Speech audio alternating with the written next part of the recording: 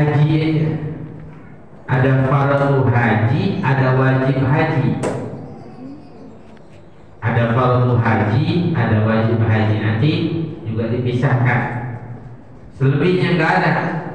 Sebutan fardu sholat, wajib sholat nggak ada. Ya, dalam fardu sholat, wajib sholat nggak ada. Fardu wajib sama. Nah, diminta untuk kita melaksanakannya. Permintaan yang harus, jaziman, harus dikerjakan. Artinya jika tidak dilakukan, hukmuhu ma yuthabu fa'ilu wa yu'aqibu tariku. Hukumnya fardu itu mendapatkan pahala yang mengerjakannya, mendapatkan dosa yang meninggalkannya. Hukum fardu. Nah, di sini disebut furudul wudu. Al-wudu ma'khudh min al-wadha'ah. Al-wudu diambil dari kata al-wadha'ah. Wa hiya al-husn wal jamal, yaitu memperbagus, memperindah. Ta'rifnya ismun li ghusl a'dha' makhsusah bi niyatin makhsusah. Wudu itu pengenalannya, definisinya adalah nama yang disebut untuk membasuh anggota badan yang khusus dengan niat yang khusus. Jadi tidak semua anggota badan, beda dengan mandi. Nama untuk membasuh anggota badan yang khusus dengan niat yang khusus. Ya, terkadang ada orang membasuh anggota badan khusus, tapi dia bukan berwudu. Habis kenapa cuci kaki? Bukan berwudu, dia cuci kaki. Atau dia mau makan cuci tangan. Nah, ini disebut tidak wudu. Walaupun itu kan khusus, anggota badannya nggak semua. Jadi bukan semua anggota badan, namun juga dengan niat yang khusus, yaitu niat berwudu. Nah, dalam fikih Imam Syafi'i kita nih, furudul wudu itu ada 6. Furudul wudu sittah. Ini hal yang semestinya kita hafal, kita tahu. 6 yang wajib dalam wudu. Hanya 6 yang wajib, yang fardu. Selebihnya berarti jadi sunnah. Kita dalam kitab ini mungkin tidak dibahas, tapi ada dalam kitab-kitab yang lain. Apa saja yang pertama? Furudul wudu 6. 6 ini 4 diambil dari Al-Quran, 2 diambil dari hadis Nabi. Namanya istinbat. Bagaimana bisa para ulama mengatakan yang wajib dalam wudu ada 6? Ya, yang wajib dalam wudu ada 6. 4 dalilnya dari Al-Quran, yang 2 dari hadis Nabi. Apa saja? Yang pertama, ghuslul wajh, ghuslul yadain, wa mashu syai'in ar-ra's wa ghuslur rijlain. Diambil dari ayat Al-Quran. Allah berfirman, ya ayyuhalladzina amanu idza qumtum ilas salati faghsilu wujuhakum wa aydiyakum ilal marafiqi wamsahu bi ru'usikum wa arjulakum ilal ka'bayn. Apa kata Allah? Pertama, ya ayyuhalladzina amanu, wahai orang-orang yang beriman, idza qumtum ilas shalah, apabila kalian ingin mendirikan salat, faghsilu wujuhakum, maka basuhlah wajah kalian, wa aydiyakum ilal marafiq, dan kedua tangan sampai siku. Nanti disebutkan penjelasan. Yang ketiga, wamsahu bi ru'usikum, dan basuhlah kepala kalian, wa arjulakum ilal ka'bayn, dan basuhlah kaki. Ini 4 disebut. Kemudian 2 lagi dari mana? 2 lagi diambil daripada sunnah Nabi, dari hadis. Apa yang pertama? Niat. Nabi SAW bersabda, innamal a'malu binniyat, sesungguhnya amal itu bergantung daripada niat. Itu yang pertama. Kemudian yang kedua, hadis Nabi, fabda'u bima bada Allah. Mulailah dengan apa yang Allah mulai. Nah, ini rukun yang keenam nanti, atau fardu yang keenam. Apa namanya? Tertib. Mulailah seperti yang Allah mulai. Nah, kembali lagi ke ayat yang tadi. Di ayat tadi Allah mulainya faghsilu wujuhakum, basuhlah wajah kalian, wa aydiyakum ilal marafiq, baru basuh tangan, wamsahu bi ru'usikum, baru basuh kepala, wa arjulakum ilal ka'bain, baru basuh kaki sampai mata kaki. Allah nggak mulai dengan basuh tangan dulu, baru basuh kepala, terus buka belakangan. Enggak. Kalau secara akal manusia, kepala dulu, kepala dulu baru muka. Akal. Tapi kita harus ikut apa yang Allah mau mulai. Akal kita nggak nyampe. Ya, kita harus ikut apa yang Allah Subhanahu Wa Taala mau mulai. Nah, ini 6 rukun, jadi nggak sembarangan. Kok bisa ada 6 fardu nih? Dari mana? Diambil yang 4 dari ayat Al-Quran, dan yang 2 dari hadis Rasulullah Sallallahu Alaihi Wasallam. Nah, yang pertama an-niyah, al-awwal niyah. Yang pertama adalah niyah. Rukun wudu atau fardu wudu adalah niat. Seorang yang berwudu harus meniatkan an yanwi al-mutawaddi' raf' al-hadath, atau ada fardul wudu, atau tahara lis-shalah, atau istibahatun muftakirun ila wudu kama sil mushaf. Yaitu pertama di antaranya mengangkat hadath. Niat wudu harus niatnya mengangkat hadath. Makanya ketika kita wudu kita niat nawaitu raf'il hadathil asghar. Atau boleh juga niatnya tahara lis-shalah, nawaitu wudu lis-shalah, atau nawaitu tahara lis-shalah boleh. Atau niatnya lagi ya fardhu wudu, nawaitu fardhu wudu boleh. Atau istibahatun muftadirun yang dibolehkan perlu dengan wudu. Yang diboleh dilakukan perlu dengan wudu. Contohnya megang mushaf, megang Quran. La yamassuhu illa mutahharun. Orang megang Quran harus dalam keadaan berwudu, bersuci. Boleh tuh niat wudu. Ya, istibahati masjid mushaf. Tapi tanggung ente wudu cuma buat megang Quran doang, wudu buat semuanya, wafil hadath biar kepake buat sholat, buat apa? Ya, karena kalau wudunya wafil hadath berarti dia boleh sholat, boleh megang mushaf. Atau juga listibahati fardhu sholat, untuk diperbolehkan sholat. Wudunya siapa? Wudunya orang yang silbul, orang yang pipis terus keluar terus, bukan yang pengen pipis terus, beda. Ada yang pipis terus, ada yang pengen pipis terus, beda. Ini harus dibedain. Kalau yang kepengen pipis terus banyak, kalau bahasa orang Betawi bilangnya aneh-anehan. Ya beser, nanti kamar mandi dulu, beser.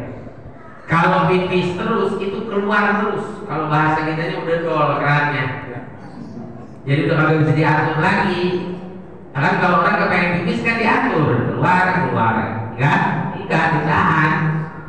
Nah, ada orang yang kena penyakit nih. Yang muda-muda hati-hati. Di penyakit paling banyak kenanya anak muda. Kenapa? Anak muda yang suka belum punya istri udah ngimpi basah dulu.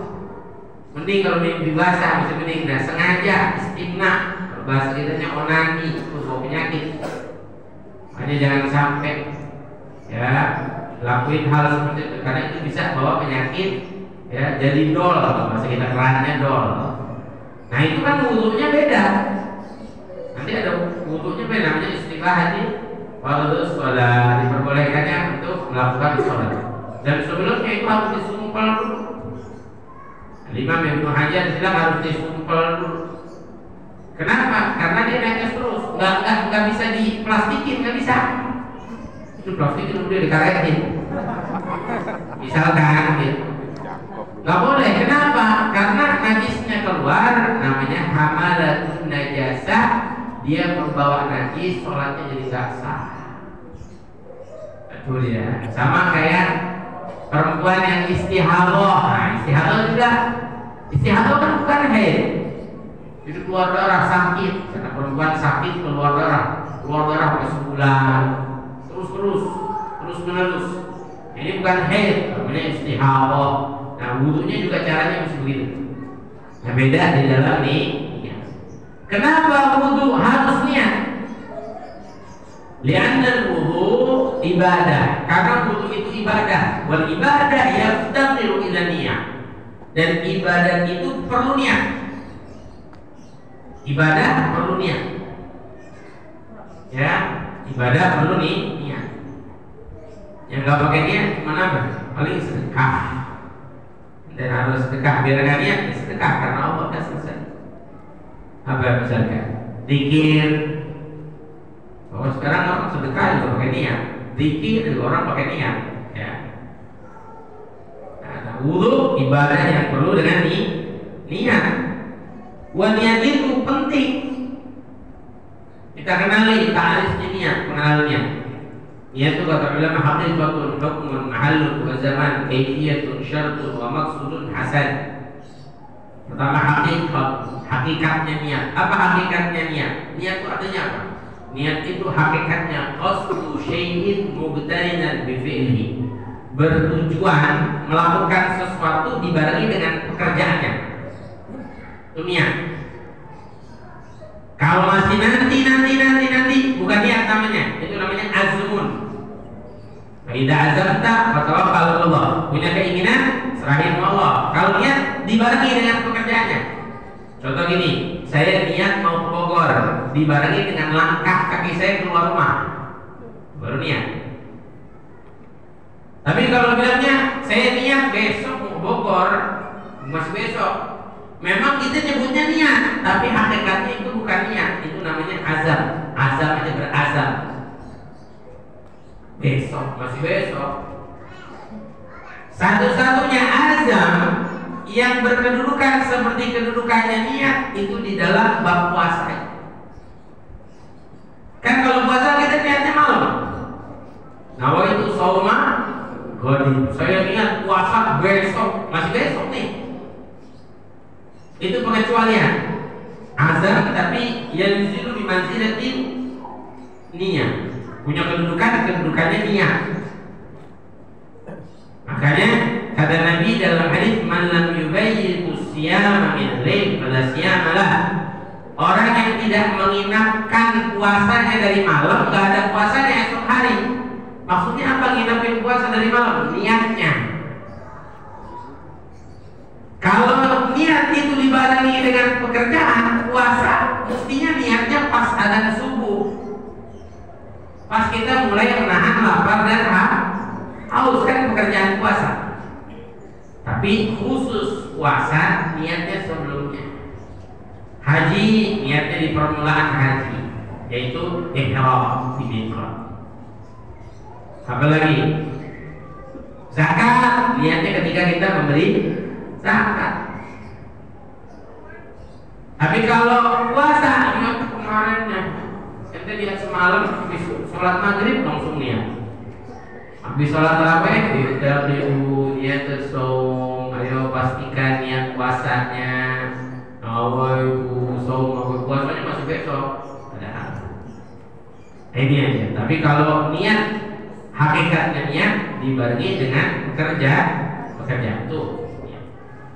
Hukumnya niat. Hukumnya niat wajib kebanyakan. Tergantung yang diniatkan wajib. Sholat niatnya wajib. Wudu nih yang lagi kita bicarakan niatnya wajib. Layas tidak sah orang kalau melakukan ibadah tanpa niat. Hukuman mahallun yang ketiga tempatnya niat. Di mana tempatnya niat? Al-qalb, hati. Tempatnya niat itu ada di hati. Tempatnya niat ada di hati. Ya. Mahal qalb, tempatnya niat di hati. Kalau lafadznya sunnah, talaffuz biha sunnah, melafadzkannya hukumnya niat apa namanya di hati wajib. Jadi kalau ada orang sholat katakan atau wudhu nih, dia nggak bilang nawaitu fardhu wudu, tapi dalam hatinya dia nawaitu, hatinya dia ya bicara nawaitu fardhu wudu, sah. Tapi kalau ada orang di dalam lisannya ngucapin nawaitu fardhu wudu, tapi hatinya nggak ngucapin, wudu aja, hatinya nggak ngucapin, nggak sah. Kalau nama nggak sah. Makanya tempatnya niat di hati itu memang cocok dengan apa yang dilakukan. Sebab begini, kalau tempatnya di lafaz, kita niatnya kapan? Sedangkan waktunya niat itu nanti disebutkan. Mahalun wa zaman, waktu niat. Kapan zamanun niat? Waktunya niat inda awalil ibadah, ketika kita memulai ibadah. Nah, memulai ibadah itu apa tadi disebutkan? Membasuh wajah. Nah, coba kalau sambil niat sambil basuh wajah, bingung kita. Air di mulut, masuk mulut. Atau lagi sholat, awalnya sholat kapan? Takbiratul ihram. Coba cari orang bisa barengin menyebut Allahu Akbar sama niat sholat. Dapat apa kan? Allah, nggak bisa. Kita nggak bisa menyebutkan dua hal dalam satu penyebutan, nggak bisa. Ya aku kalau ada orang bisa nyebutin bibirnya bisa berdua berarti. Di sini di niatnya sholat, di sini takbir Allahu Akbar, di sini nggak mungkin. Makanya ditempatin sama Allah, tempatnya niat di mana? Di hati. Jadi ketika kita takbir sholat, Allah, suruh tidak niat. Lisan kita mengucap Allahu Akbar, hati kita dia sholat sholli fardu. Nah terus Habib, apa manfaatnya kita niat sebelumnya? Kenapa kita harus niat sholli sebelum takbir itu sholli fardu asli arba? Itu manfaatnya untuk mendorong hati kita supaya benar niatnya.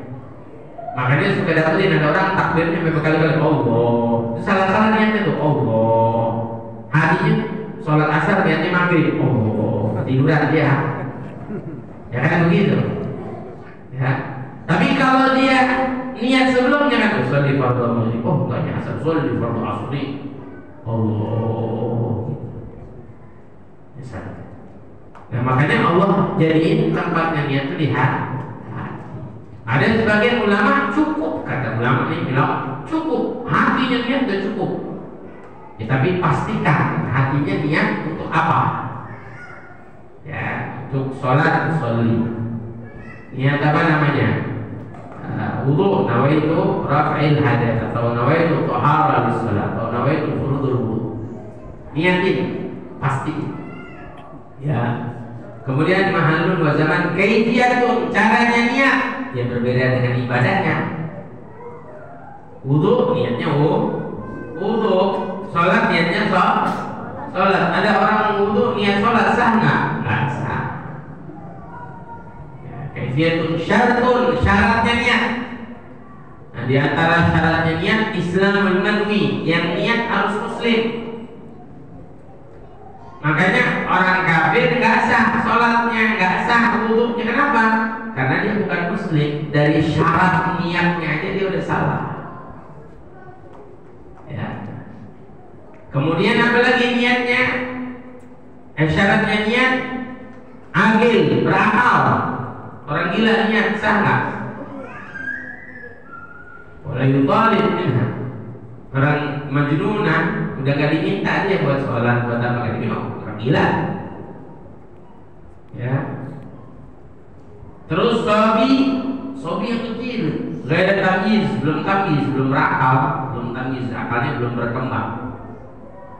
Apa diminta niat? Susah habis. Terus kalau ada anak kecil ikut ibadah, siapa yang niatin? Ya orang tua yang niatin. Ya anak kecil ikut haji, ya orang tuanya yang niatin, wudunya orang tuanya yang niatin buat anak kecil tersebut. Tapi kalau anak kecil umur 2 tahun, 3 tahun dia wudu, 3 tahun dia wudu, ngerti juga enggak dia. Tapi karena mungkin diajarin sama orang tuanya, nah, tapi dengan niatnya dia juga niatnya belum sah. Kenapa? Karena tidak masuk dalam syaratnya niat. Tapi harus dilakukan.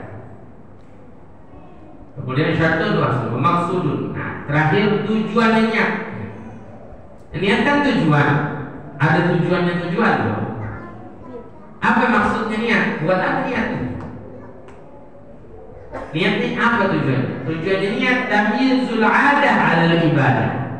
Niat itulah yang membedakan mana kebiasaan, mana ibadah. Mana kebiasaan, mana ibadah. Kayak ada orang habis main bola, cuci muka, cuci tangan, cuci kaki, kepalanya disiram pakai air, tapi dia nggak niat. Itu namanya kebiasaan, ada. Apa sama seperti orang wudu? Mungkin rupanya gambarnya sama, tapi beda. Yang satu yang wudu pakai niat, yang habis main bola, cuci kaki, cuci tangan, basuh kepala, mencuci muka, dia kebiasaan. Beda. Ada orang sekarang olahraga gerakannya kayak sholat, olahraga, beda. Gue begitu. Katanya kalau sambil nunduk tuh membantu pernafasan. Memang gerakan sholat banyak keistimewaannya.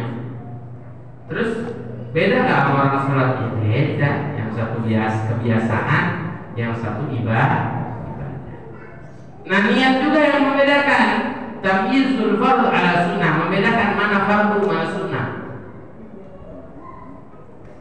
Ya kita sholat maghrib 3 rakaat, sama sholat witir 3 rakaat, beda apa sama? Ya beda, mana wajib mana sunnah. Kita sholat subuh 2 rakaat sama sholat qobliyah subuh 2 rakaat. Sholat fajar, sholat qobliyah subuh 2 rakaat, terus sholat subuh 2 rakaat, sama apa beda? Beda. Yang membedakan niatnya, yang satu ibadah sunnah, yang satu ibadah wajib. Jadi manfaatnya niat atau tujuannya niat atau maksudnya niat adalah membedakan mana ibadah, mana kebiasaan, membedakan mana yang wajib, mana yang sunnah. Ini penting nih. Saya ulangi, niatnya kalau dalam membasuh, dalam wudu, ketika membasuh jadi baru pas nyampe. Mungkin ibu-ibu yang perempuan juga bisa lihat di layar. Jadi pas naik air kita nih, pas ke muka kita niat. Nah, wa itu rafa'il hati ya. Nah, kalau mulutnya mau rafa'il ya, di hati niat. Sebelumnya boleh ketika nuangin air dia niat nawaitu rafa'il hadath, tulisan. Tapi ketika menaruhnya niat dengan hati. Makanya disebut yang kedua rukunnya. Apa yang kedua? Ghuslul wajhi ma'aha. Di situ ada ma'aha juga kan? Nah, ini di saya nuskhahnya apa namanya? Di kitab ini ditambahkan ghuslul wajhi ma'aha. Di situ ada membasuh wajah bersamanya. Artinya bersama apa? Bersama nih. Jadi bareng tuh. Makanya qasdu syai'in muqtarinan bi fi'li. Bertujuan melakukan sesuatu dengan dibarengi melakukan. Itu namanya niat. Itulah yang disebut dengan niat. Nah, membasuh wajah, ya, wahadduhu, batasan wajah nih. Di situ disebutkan min manabiti sya'ri, dari pertama tumbuhnya rambut. Nih batasan wajah. Dari pertama tumbuh rambut. Ini kalau kepala saya di sini. Terus sebagian orang udah botak, dia udah naik. Tapi yang secara wajar aja ya, secara wajar. Kalau almarhum abah saya udah habis ininya. Kan ada orang-orang yang kalau udah botak sini dulu bagaimana? Oh di sini. Ya udah, ini batasan tumbuhnya rambut, ini batasan wajah. Ya, nah kalau yang kayak saya sininya udah bolong, ya udah tua. Ya, rambutnya juga udah putih semuanya, ya, ntar lagi. Saya mah tua dituain, ngurusin santri jadi ketuaan sendiri. Tuh. Berarti ini masuk dari wajah, ya buat ikhtiar. Sebenarnya batasannya sampai sini. Karena dulu di sini ada rambutnya, sekarang aja udah ada rambutnya.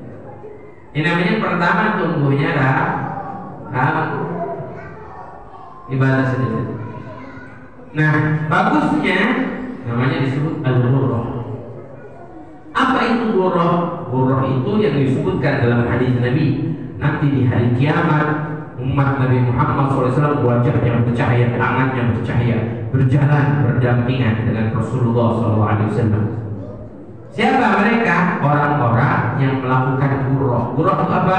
Kalau wudhu dilebihin, jadi dari batas wajah dinaikin dikit. Naikin dikit nggak apa-apa karena rambut. Disebutnya al-ghurrah. Ada kaidah dalam ilmu fiqih namanya ma la yatimul wajib illa bihi fa huwa wajib. Tidaklah sesuatu yang menyempurnakan kewajiban maka hukumnya juga wajib. Jadi karena kita membasuh kita lebihin untuk menyempurnakan supaya semua bagian kepala ini kena air, maka melebihkannya untuk menyempurnakan yang wajib, hukum melebihkannya juga wajib.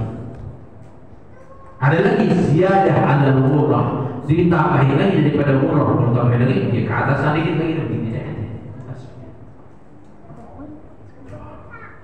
Dari mulai tumbuh rambut, min mana bitisya, dari pertama tumbuh rambut ujungnya, ila muntahal lihya, sampai ujungnya tulang dagu.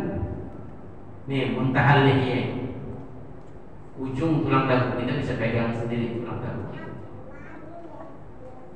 Nah, seperti tadi disebutin lebihin, nggak apa-apa, sampai leher dikit. Mau lebih banyak lagi lebih baik, sunnah. Ya, lebihin supaya nanti di hari kiamat wajah-wajah kita bercahaya semuanya, bisa berjalan bersama Rasulullah SAW.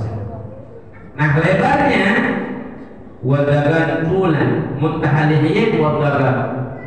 Ya, ini panjang disebut muntahaliyah. Ujungnya jenggot kalau bahasa kitanya, dua pertemuan jenggot di sini.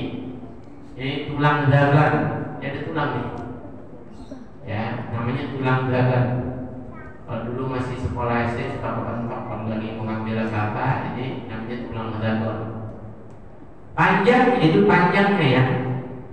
Lebarnya dari pertama awalnya minal udhun, dari telinga kita nih, ujung telinga kita nih sampai ke telinga yang satu, ini disebut lebarnya, urwa, ardomnya lebar.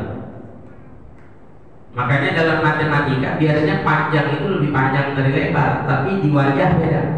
Lebar lebih panjang daripada panjang. Nggak masuk kaidah tuh, nggak masuk kepada apa namanya kaidahnya, dia apa sih dibilangnya? Ya, patokan. Ya coba aja nanti hitungin. Kalau misalnya dari ujung rambut sampai ke tulang paling satu jengkal. Tapi coba ente hitung dari ujung kuping ke ujung kuping lebih dari satu jengkal. Keluar dari kaidah. Subhanallah, ciptaan Allah kita tidak tahu. Nah, itu ketika disebutkan batasannya dari tempat ujung rambut ya sampai tulang gagan, dari ujung telinga maka begitu. Nah, sunnah lagi tambahin lagi telinganya boleh kena sunnah. Bahkan kalau di dalam bab tentang sunnah disebutkan membasuh telinga itu ada 15 kali. Di antaranya 3 kali ketika membasuh wajah, masukin telinga. Sunnah dalam membasuh telinga. Nah, nanti mungkin boleh kita bacakan tentang sunnah-sunnah, tapi ini tentang wajibnya. Nah, ini wajib dalam membasuh wajah. Ini penting. Ya, penting. Niat dan membasuh wajah ma'an, bersamaan. Ya, jangan sampai dilupakan, apalagi yang masih mudah-mudahan baru belajar ilmu fikih. Ya, perlu tahu kapan niatnya wudu ketika membasuh wajah. Nah, selebihnya Yang ketiga adalah ghuslul yadain ma'al mirfaqain. Ini kita sambung insyaallah di minggu yang akan datang. Sebab panjang lagi, biar minggu depan kita sempurnai ya daripada furudul wudu.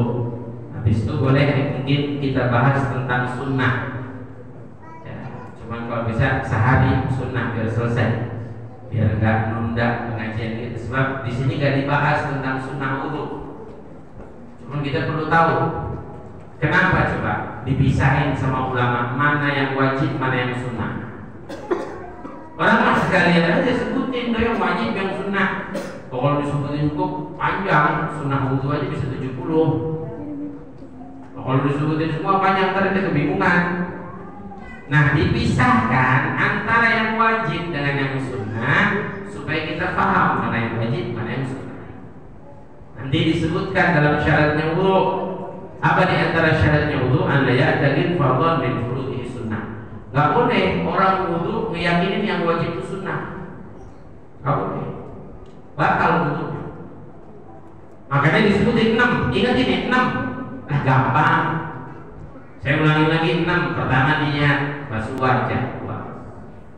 Yang ketiga basuh tangan sampai siku. Yang keempat basuh kepala. Yang kelima basuh kaki sampai mata. Yang keenam tertib. Dah ini aja hafalin. Selebihnya yang sunnah nggak perlu dihafalin, asal tahu aja. Ya, kalau mau hafal lebih bagus lagi. Cuman 6 ini harus kita hafalin. Ini yang wajib. Kalau ada orang meyakini basuh kepala itu sunnah, nggak usah. Ada di dalam kitab Fawaidul Mukhtar disebutkan ada orang wudu 70 tahun. Bukan di Fawaidul Mukhtar. Ada di satu kitab 70 tahun dia wudu, dia meyakini basuh kepala itu sunnah. Padahal basuh kepala itu batal untuk semua wudunya.